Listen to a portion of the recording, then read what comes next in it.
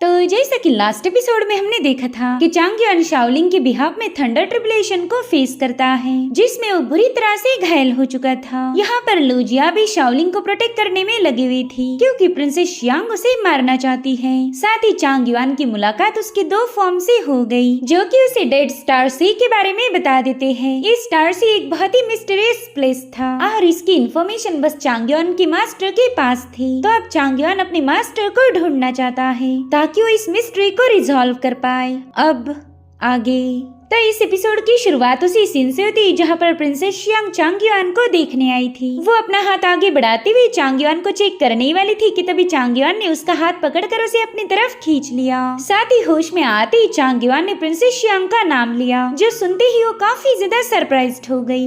उससे पूछ रही थी कि होश में आते ही तुमने मेरा नाम पुकारने की जरूरत कैसे की? मेरे ख्याल से अभी भी तुम्हें थोड़ी नींद की जरूरत है। उसकी आवाज सुनते ही चांग युआन अपनी आंखें खोल लेता है। वो प्रिंसेस यांग को अपने इतने करीब देखकर काफी ज्यादा पैनिक हो गया, इसीलिए वो शियांग को दूर पुश करते हुए उसका शुक्रिया अदा करने लगा। शियांग उससे कह रही थी कि मुझे तो ये समझ नहीं आ रहा उस थंडर ट्रिबुलेशन में तुम सरवाइव कैसे कर पाए। जिस पर चांग युआन बता रहा था कि मुझे तो लगा था मैं मारा जाऊंगा, लेकिन शायद मेरी किस्मत अच्छी थी जो मैं जिंदा बच गया। यहाँ पर शियांग उससे कहती है कि तुम्हारी टैक्टिक काफी ज्यादा अमेजिंग थी। तुमने थंडर ट्रिबुलेशन से ओवरकम करते हुए अपनी जूनियर की बॉडी में मौजूद डिमोनिक एनर्जी को भी सप्रेस कर दिया। अगर सच बताओ तो तुम मुझे काफी ज्यादा इंटरेस्टिंग लगे। जिसके बाद वो अपनी झूठी चाय चांग युआन को सर्व करती है। यहाँ पर चांग युआन शाओलिंग को लेकर काफी ज्यादा परेशान था, तो प्रिंसेस उसे बताने लगी कि तुम शाओलिंग की फिक्र मत करो, लूजिया उसका ख्याल रख रही। जो सुनते साथ ही चांग युआन थोड़ा सा रिलैक्स हो गया। शियांग कहने लगी कि मुझे लूजिया ने बताया था कि वो तुम्हें और तुम्हारी जूनियर शाओलिंग को अपना डिसाइपल बनाना चाहती थी, लेकिन तुमने उसका डिसाइपल बनने से मना किया। क्या तुम इसके पीछे की वजह मुझे बता सकते हो? जिस पर चांग युआन कह रहा था कि किसी को अपना मास्टर बनाना कोई आसान काम नहीं होता, हमें उस पर्सन के सामने अपना पूरा डेडिकेशन देना पड़ता, और इसीलिए मैं ये फैसला जल्दबाजी में नहीं लेना चाहता। और वैसे भी मैं बुरी तरह से घायल हूँ, इसलिए मुझे नहीं लगता कि कोई मुझे अपना डिसाइपल एक्सेप्ट करेगा। जिस पर शियांग कह रही थी कि तुम तो रहने ही दो, मैं अच्छे से जानती हूँ तुम कितने ज्यादा टैलेंटेड हो। बस मसला तो ये है कि तुम अपनी पावर शो करने से हेजिटेट करते हो। वैसे तुमने डीमन सीड को सप्रेस करते हुए हमारी जाओ स्टेट को प्रोटेक्ट किया है, इसलिए अब तुम हमारी सिटी के हीरो बन चुके हो, इसलिए तुम जो चाहे वो रिवॉर्ड मुझसे मांग सकते हो। लेकिन चांग युआन ने इसके लिए मना कर दिया। हालांकि शियांग कह रही थी ना, रिवॉर्ड तो तुम्हें लेना ही पड़ेगा वरना लोग मुझे ताने मारेंगे। तो बताओ तुम्हें गोल्ड चाहिए, सिल्वर चाहिए या कोई सीक्रेट टेक्निक? जिस पर चांग युआन ने उसे ऐसी बात बोल दी कि प्रिंसेस शियांग के होश ही उड़ गए। उससे कह रहा था कि रिवॉर्ड के तौर पर मुझे तुम चाहिए। जो सुनकर तो प्रिंसेस शियांग को गुस्सा भी आ रहा था और हंसी भी। जिसके बाद वो तुरंत ही चांग युआन के करीब जाकर उसके साथ फ्लर्ट करने लगी। वो कह रही थी कि चलो अगर दम है तो मुझे क्लेम करो। हालांकि चांग युआन तो उसके पास आते ही काफी ज्यादा पैनिक हो गया। शियांग उससे कहने लगी कि तुम तो अपनी जूनियर शाओलिंग के सामने काफी अच्छे बंदे बनते हो, लेकिन अब पता चला कि तुम्हारे दिल में तो चोर है। जो सुनते साथ ही चांग युआन नाराज हो गया। वो कह रहा था कि मैं हमेशा दूसरों के साथ सिंसियरली ही बिहेव करता हूँ। यहाँ पर प्रिंसेस शियांग की हरकतें देखकर अब चांग युआन को उससे ही डर लगने लगा। वहीं पर शियांग कह रही थी घबराओ मत, मैं तुमसे शादी नहीं करने वाली क्योंकि मैं ऑलरेडी एंगेज्ड हूँ। जो सुनते ही चांग युआन थोड़ा सा सरप्राइज्ड हो गया और तुरंत ही शियांग से उसके फियांसे के बारे में पूछने लगा। मगर शियांग कह रही थी ना, मैं भी उसके बारे में कुछ नहीं जानती, ये एंगेजमेंट तो मेरी माँ ने फिक्स की थी। यहाँ पर चांग युआन को अपनी पास्ट की बातें याद आने लगी। उसे भी एक रिश्ता आया था, लेकिन चांग युआन ने उस लड़की के बारे में जाने बिना ही उसे ठुकरा दिया। अब यहाँ पर चांग युआन प्रिंसेस से कह रहा था कि इस खबर को सुनकर तो कईयों के दिल टूट जाएंगे। अभी लोग बात कर ही रहे थे कि तभी शाओलिंग वहाँ पर आ जाती है। उसने तो चांग युआन को होश में आता हुआ देखकर प्रिंसेस शियांग को धक्का मारती हुई सीधे उसके गले लग गई। यहाँ पर शियांग भी कबाब में हड्डी नहीं बनना चाहती थी, इसलिए वो चांग युआन को अपने बर्थडे की दावत में इनवाइट करते हुए वहाँ से चली गई। इधर शाओलिंग रोते हुए अपने सीनियर से माफी मांगने लगी। वो कह रही थी कि मेरी ही वजह से आप मरने वाले थे। जिस पर चांग युआन कह रहा था कि तुम मेरी जूनियर हो, इसलिए तुम्हें मुझसे माफी मांगने की कोई जरूरत नहीं। अगर तुम्हारे साथ कुछ गलत हो रहा है तो मेरा काम है तुम्हें प्रोटेक्ट करना। अब तुम ही बताओ मैं मैं अपनी जूनियर को डीमन बनते हुए कैसे देख सकता था। जो सुनते साथ ही शाओलिंग ने कस के उसे अपने गले लगा लिया और ये सब देखकर प्रिंसेस शियांग को भी जेलसी हो रही थी। यहाँ पर चांगयान शाओलिंग को बताता है कि वो डीमन सीड अभी भी तुम्हारी बॉडी में मौजूद है, इसीलिए तुम्हें हमेशा केयरफुल रहना होगा, वरना वो डीमन सीड दोबारा से तुम्हारी बॉडी को पजेस कर सकता है। और अगर ऐसा हुआ तो मैं भी तुम्हारी हेल्प नहीं कर पाऊंगा, क्योंकि मैं काफी ज्यादा कमजोर हो चुका। अब ये सीन यहीं पर कट होकर हम लूजिया को देख पाते हैं, जो कि अपनी इंटरनल इंजुरीज को हील करने की कोशिश कर रही थी, मगर वो इसमें लगातार फेल होने लगी क्योंकि फॉक्स डीमन ने दी हुई इंजुरीज काफी ज्यादा ग्रेव थी। साथ ही उसे याद आता है कि चांगयान ने ही पिछली बार उसे हील किया था, तो शायद इस बार भी वही उसकी मदद कर पाएगा। उतने में ही लूजिया को प्रिंसेस शियांग का इन्विटेशन मिला। दरअसल प्रिंसेस शियांग ने अपनी जन्मदिन की दावत में उसे भी इन्वाइट किया था। इतना ही नहीं, प्रिंसेस शियांग ने अपनी दोस्त तांग्युन और उसके हस्बैंड को भी इस दावत में इन्वाइट किया। वेल, ये बंदा पहले जाओ स्टेट का एम्परर था, लेकिन शियांग ने फिर उससे उसकी गद्दी छीन ली। अब अगले दिन हमें इंपीरियल हॉल का सीन दिखाया गया, जहाँ पर कई सारे मेहमान इस दावत को अटेंड करने पहुंच चुके हैं। साथ ही हम प्रिंसेस शियांग का रॉयल कॉस्ट्यूम भी देख पाते, जो कि उस पर काफी ज्यादा जच रहा था। यहाँ पर प्रिंसेस शियांग अपने साथ चांगयान, लूजिया और शाओलिंग को भी लेकर आई थी। चांगयान को देखकर तो कई सारे लोग सरप्राइज्ड हो गए कि ये बंदा यहाँ पर क्या कर रहा है। तो प्रिंसेस शियांग ने बता दी थी कि इन तीनों ने फॉक्स डीमन को सप्रेस करके इस टाउन को बचाने में मेरी मदद की है, इसलिए आज ये तीनों हमारे ऑनरेबल गेस्ट होंगे।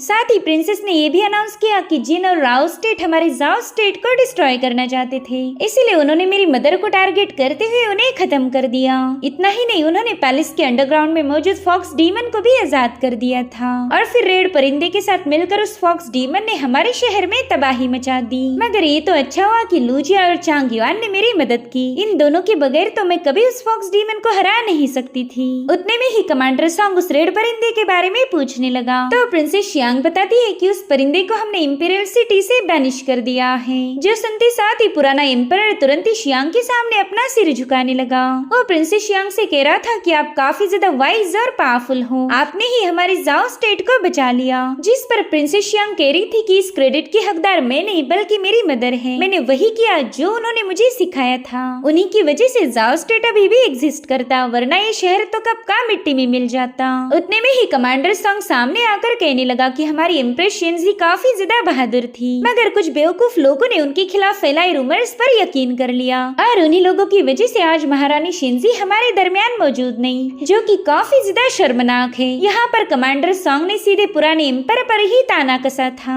सॉन्ग की बातों पर शियांग जवाब देते हुए कहने लगे कि मुझे लगता है कि उन लोगों को एग्जीक्यूट कर देना चाहिए, तभी जाकर मेरी मदर की आत्मा को शांति मिलेगी। ये सुनते साथ ही एम्परर अपना सिर पटक पटक कर शियांग से माफी मांगने लगा। इधर शाओलिंग चांगयान को बता रही थी कि ये बंदी तो काफी ज्यादा चालाक निकली, इसी ने फॉक्स डीमन को रिहा किया था, लेकिन इसका इल्जाम लगा दिया जिन और राओ स्टेट पर। अगर सच बताओ तो ये कई सारे मामलों में बिल्कुल आपके जैसी है, मुझे तो लगता है कि आप दोनों की जोड़ी खूब जमेगी। तो चांगयान शाओलिंग से कह रहा था कि प्लीज अपनी बकवास बंद करो, अगर तुम्हारी बातें किसी ने सुन ली ना तो ये लोग हमें धक्के मार के यहाँ से निकाल देंगे। जिस पर शाओलिंग कह रही थी कि मैं कोई गलत बात नहीं बोल रही, जरा देखो प्रिंसेस अभी भी आपको ही घूर रही है। तभी चांगयान ने देखा कि वाकई प्रिंसेस शियांग उसे चीयर्स कर रही थी, तो वो भी अपना सिर झुकाते हुए अपनी रिस्पेक्ट पेश करता है। यहाँ पर प्रिंसेस शियांग अपने सभी मेहमानों को बता देती है कि मेरा रिश्ता बचपन में ही फिक्स हुआ था, भले मैं उस बंदे के बारे में ज्यादा कुछ नहीं जानती, लेकिन मुझे इतना पता है कि वो टाविस टेम्पल का सबसे आखिरी डिसाइपल था। जो सुनते साथ ही चांगयान के तो होश ही उड़ गए, क्योंकि वही टाविस टेम्पल का आखिरी डिसाइपल है। इधर प्रिंसेस शियांग बताने लगी कि मुझे तो कभी लगा ही नहीं था कि मैं उस बंदे से कभी मिल पाऊंगी, लेकिन फिर चांगयान मेरे सामने अपीयर्ड हुआ। ये सुनकर तो सभी लोग काफी ज्यादा हैरान थे। वहीं पर चांगयान प्रिंसेस शियांग को बता रहा था कि जरूर से आपको कोई गलतफहमी हुई, मैं वो बंदा हो ही नहीं सकता।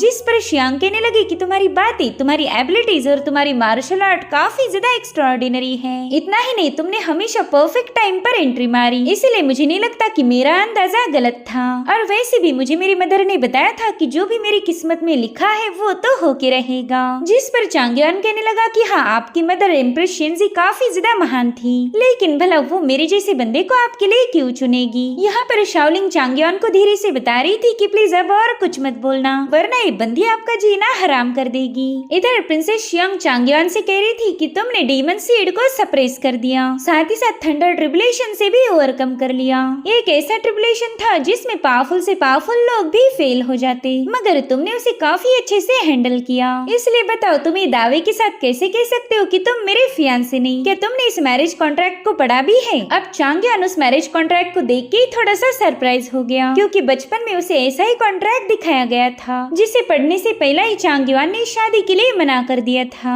इसलिए वो प्रिंसेस शियांग से रिक्वेस्ट करता है कि क्या प्लीज आप ये कॉन्ट्रैक्ट मुझे दिखा सकती हो। जो सुनकर प्रिंसेस शियांग को हंसी आ रही थी, जिसके बाद वो चांगयान के पास जाकर कहने लगी कि मैं जानती हूँ तुम्हारे काफी सारे सीक्रेट्स हैं। भले इस मैरिज कॉन्ट्रैक्ट पर तुम्हारा नाम हो या किसी और का हो, मैं सिर्फ इस पन्ने को देखकर शादी नहीं करने वाली। ये सब सुनकर चांगयान को थोड़ा सा बुरा लग रहा था। साथ ही प्रिंसेस शियांग दिल ही दिल में कहने लगी कि ये लो, मैंने सबके सामने तुम्हारे साथ रिश्ता तोड़ दिया है। मुझे लगा था कि मैं तुम्हारे चेहरे पर कोई एक्सप्रेशन देख पाऊंगी, लेकिन तुम तो बहुत ही शांत हो।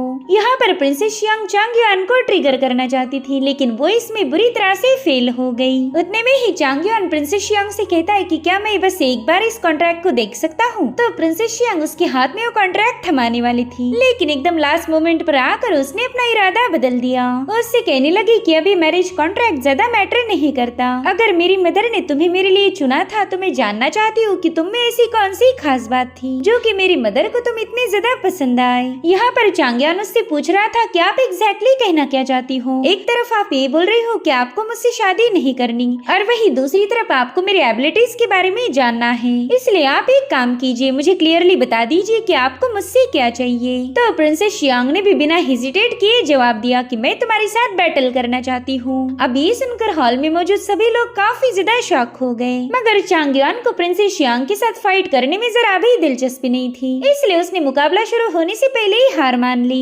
उसके तेवर देखकर प्रिंसेस शियांग उस पर काफी ज्यादा भड़क गई थी। वो कह रही थी कि मुझे उल्लू बनाने की कोशिश मत करो, मुकाबला शुरू होने से पहले ही तुम हार नहीं मान सकते। जिस पर चांगयान कह रहा था कि मुझे माफ कर दीजिए, लेकिन फिलहाल मैं उस कंडीशन में नहीं हूँ जो आपके साथ फाइट कर पाऊँ। थंडर ट्रिब्यूलेशन के वक्त मैं बुरी तरह से घायल हो गया था, और ये बात मुझे आपको बताने की जरूरत नहीं, क्योंकि आपने खुद अपने हाथों से मुझे हील किया है। और साथ ही अगर इस मैरिज कॉन्ट्रैक्ट पर मेरा नाम लिखा है तो मैं खुद इस एंगेजमेंट को ब्रेक करना चाहूंगा। ये सारी बातें सुनकर तो प्रिंसेस शियांग की तो मानो खून में ही आग लग गई थी। वो कह रही थी कि मैरिज कॉन्ट्रैक्ट अब मेरे लिए भी कोई मायने नहीं रखता, मैं तो बस तुम्हें पीटना चाहती हूँ। साथ ही यहाँ पर शियांग ने अपनी पावरफुल एनर्जी को रिलीज कर दिया था, जो देखकर हॉल में आए सभी मेहमान डर के मारे खड़े हो गए। इतना ही नहीं, प्रिंसेस शियांग को गुस्सा दिलाने की वजह से उसके सिपाही भी वहाँ पर पहुंच चुके थे, जो देखकर शाओलिंग को भी प्रिंसेस पर गुस्सा आने लगा, मगर चांगयान उसे शांत रहने का इशारा कर देता है। यहाँ पर चांगयान शियांग को बताने लगा कि जब मैं छोटा था तब मुझे भी ऐसा ही मैरिज कॉन्ट्रैक्ट ऑफर किया गया। मैं अक्सर सोचा करता था कि पता नहीं मेरी फ्यूचर वाइफ कैसी होगी। ये सब सुनकर प्रिंसेस शियांग को भी थोड़ा सा शॉक लग गया। अभी तक तो बस उसे डाउट था कि चांगयान उसका फियांसे हो सकता है, मगर अब उसका शक यकीन में बदलने लगा था। साथ ही चांगयान ने उसे कॉन्ट्रैक्ट पर इनग्रेव किए कैरेक्टर्स के बारे में भी बता दिया, जिससे ये बात कंफर्म हो गई कि चांगयान ही प्रिंसेस शियांग का फियांसे था। इधर चांगयान को पुरानी बातें याद करने से काफी ज्यादा तकलीफ होने लगी। वहीं पर शियांग उससे एक आखिरी बार पूछने लगी कि क्या वाकई तुम मेरे साथ एंगेजमेंट ब्रेक करना चाहते हो, जिस पर चांगयान ने हाँ में जवाब दिया। और ये सुनकर तो लूजिया और शाओलिंग काफी ज्यादा हैरान हो गई। उसने खुद प्रिंसेस शियांग को रिजेक्ट किया था। हालांकि प्रिंसेस शियांग अपनी मदर की इच्छा को तोड़ना नहीं चाहती थी, इसलिए वो चांगयान को एक आखिरी मौका देती है। वो उससे कहती है कि तुम अभी तक कल्टीवेशन की प्रोफाउंड रेल्म तक भी नहीं पहुँचे, लेकिन फिर भी मेरी मदर ने तुम्हें मेरे लिए सिलेक्ट किया था, इसलिए मुझे पूरा यकीन है कि तुम आगे चलकर काफी ज्यादा स्ट्रॉन्ग बनोगे। इसलिए मैं तुम्हें 5 सालों का वक्त देना चाहती हूँ। 5 सालों के बाद ये मैरिज कॉन्ट्रैक्ट लेकर मेरे पास आ जाना। उस वक्त हम दोनों के दरमियान एक बैटल होगी। अगर उसमें तुम मुझे हरा पाए तो फिर इस एंगेजमेंट को ब्रेक करना है या कंटिन्यू रखना है, इसका फैसला तुम करोगे। और अगर गलती से मैं जीती तो फिर हमारी शादी होगी या नहीं होगी, इसका फैसला मैं करूंगी। उतने में ही चांगयान उससे कहता है कि 5 साल काफी लंबा वक्त होता है, मुझे बस 3 सालों का वक्त दो। 3 सालों के बाद मैं यहाँ पर इंपीरियल सिटी में तुमसे मिलने आऊंगा। तो प्रिंसेस शियांग ने तुरंत ही उसकी ये डील एक्सेप्ट कर ली। वो कह रही थी कि 3 सालों तक मैं तुम्हारा इंतजार करूंगी, बस तब तक इतने काबिल बन जाना कि तुम मेरे सामने टिक पाओ। यहाँ पर शाओलिंग को तो यकीन ही नहीं हो रहा था कि उसका सीनियर प्रिंसेस शियांग का फियांसे है। इधर लूजिया कह रही थी कि ये दोनों एकदम परफेक्ट मैच है, इनफैक्ट इनके तेवर भी मिलते जुलते हैं। अब ये लोग पार्टी को एंजॉय कर पाए इससे पहले ही वहाँ पर पुराने विजर्ड का डिसाइपल पहुँच गया। वेल इसका नाम क्यू था और तुरंत ही शियांग के सामने नील करते हुए कहने लगा कि मुझसे बहुत बड़ी गलती हो गई कि मैंने आपकी मदर के खिलाफ साजिश की, लेकिन अब मैं मेरी गलतियों को सुधारना चाहता हूँ। दरअसल आपने मेरे मास्टर और फॉक्स डीमन को खत्म कर दिया था, लेकिन फॉक्स डीमन का अभी भी एक ट्रेस रेड परिंदे के अंदर है और वो मुझे बता रहा था कि वो इस जाओ स्टेट को पूरी तरह से बर्बाद कर देगा। तो प्लीज मैं आपसे रिक्वेस्ट करता हूँ कि आप उसका मुकाबला कीजिए, क्योंकि आपके अलावा कोई और उसे मार नहीं सकता। ये सब सुनते साथ ही लूजिया तुरंत ही फाइट के लिए तैयार हो गई। वहीं पर प्रिंसेस शियांग उस बंदे से पूछ रही थी कि तुम्हें इस बारे में कैसे पता चला। तो क्यू उसे बताता है कि दरअसल वो परिंदा खुद मुझसे मिलने आया था। उसे लग रहा था कि मैं आपके खिलाफ और अभी भी मेरे मास्टर का बदला लेना चाहता, इसलिए उसने मुझे अपनी सारी प्लानिंग बता दी।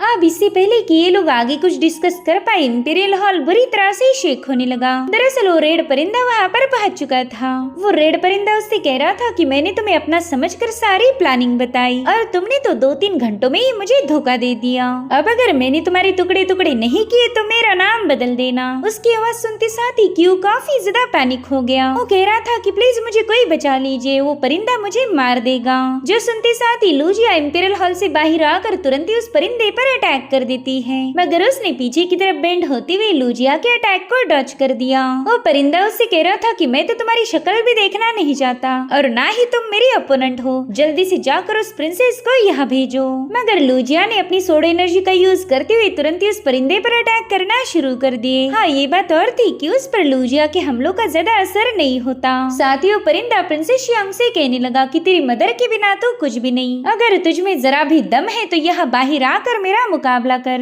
उसकी बातें सुनकर प्रिंसेस शियांग काफी ज्यादा भड़क गई थी, इसलिए वो तुरंत ही अपनी रेड अम्ब्रेला उठाकर वहाँ से जाने लगती है। हालांकि चांग युआन ने उसे रोक लिया। तो प्रिंसेस शियांग उसे गुस्से में पूछने लगी कि तुम मेरा रास्ता क्यों रोक रहे हो, मुझे अभी जाकर उस परिंदे को जवाब देना है। जिस पर चांग युआन जवाब देते हुए कहने लगा कि मुझे यहाँ पर कुछ गड़बड़ी महसूस हो रही। जैसा कि तुम्हें पता है, रेड परिंदे का कल्टीवेशन इतना हाई नहीं कि वो लूजिया का मुकाबला कर पाए। साथ ही साथ पिछली बार हुई बैटल में वो बुरी तरह से घायल हो गया था, तो ये पॉसिबल ही नहीं कि वो लूजिया का मुकाबला कर पाए। लेकिन फिर भी वो यहाँ आकर तुम्हें प्रोवोक करने की कोशिश कर रहा, वो जानबूझकर तुम्हें हॉल से बाहर बुला रहा। इसका सीधा मतलब ये होगा कि वो परिंदा हमें फंसाना चाहता है, जरूर से उसका कोई दूसरा ही मोटिव होगा। यहाँ पर शाओलिंग काफी केयरफुली इन दोनों की बातें सुन रही थी और उतने में ये लोग देखते हैं कि क्यू, जो कि मासूम बनकर इनके पास आया था, असल में वही एक विलन है। वो इन लोगों पर हमला करने के लिए तैयार हो चुका था, जो देखते साथ ही प्रिंसेस शियांग सीधे उसकी तरफ रवाना हो गई। यहाँ पर क्यू ने निशाना लगाया था शाओलिंग पर, तो चांग युआन और तांग युन तुरंत ही शाओलिंग को प्रोटेक्ट करने के लिए आगे बढ़ने लगे। इधर उस बंदे ने जैसे ही अपना एरो रिलीज किया, तब तक प्रिंसेस शियांग की रेड अम्ब्रेला उसके आर पार धस चुकी थी। वहीं दूसरी तरफ चांग युआन बड़ी ही तेजी के साथ जाकर शाओलिंग को साइड में ले जा चुका था, जिसके चलते वो एरो सामने वाले पिलर पर जाकर हिट हो जाता है। हालांकि उस एरो पर लगी हुई वेसल में ब्लड रखा गया था, जो कि उस एरो की हिट होते ही अपने आप ब्रेक हो गई। वेल यहाँ जो कुछ भी हो रहा था वो सब देखकर वहाँ मौजूद सारे गेस्ट भाग निकले। वहीं दूसरी तरफ चांग युआन काफी ज्यादा परेशान होकर शाओलिंग को चेक करने लगा, मगर वो देखता है कि शाओलिंग की बॉडी पर कोई जख्म नहीं है। हालांकि उस एरो से स्पिल हुआ ब्लड इन दोनों की बॉडी पर लग चुका था। वेल इस ब्लड में पॉइजन था या कुछ और, ये हमें फिलहाल तो बताया नहीं गया। हालांकि क्यू कह रहा था कि तुम ये मुकाबला हार चुके हो। इतना कहते साथ ही क्यू की वहाँ पर मौत हो गई और ये एपिसोड भी यहीं पर एंड हो जाता है। Thank you so much for watching. Bye bye, take care.